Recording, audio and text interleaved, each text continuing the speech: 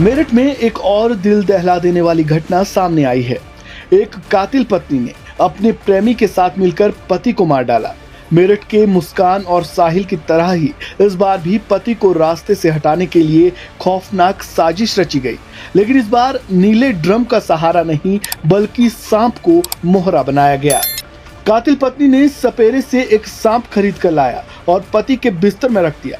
दावा किया गया कि युवक को सांप ने 10 बार डसा और उसकी मौत हो गई। लेकिन ये तो वो कहानी है जो सबके सामने परोसी गई।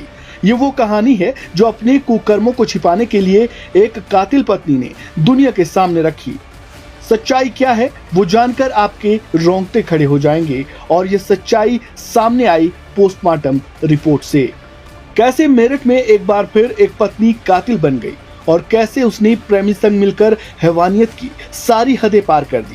क्या है मेरठ की मुस्कान पार्ट 2 की पूरी कहानी, चलिए जानते हैं।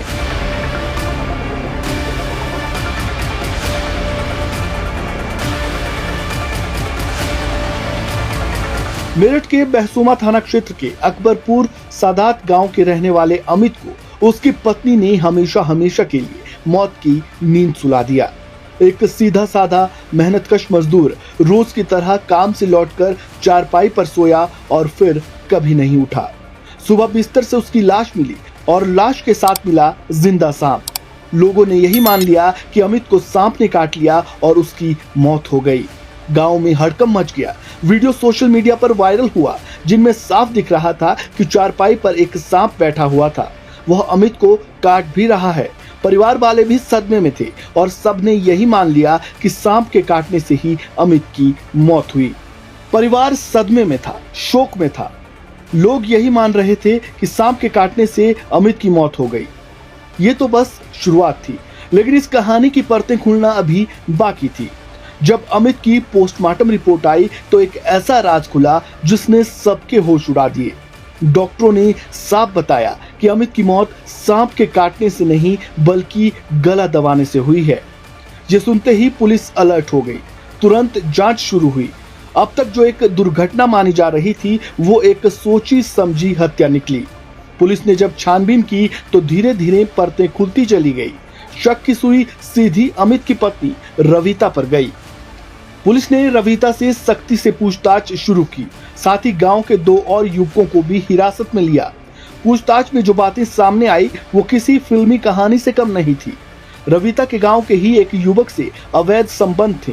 दोनों के बीच प्रेम प्रसंग चल रहा था और अमित इस रिश्ते के बीच रोड़ा बन गया था। इसलिए रविता और उसके प्रेमी ने मिलकर अमित को रास्ते से हटाने की पूरी योजना बनाई।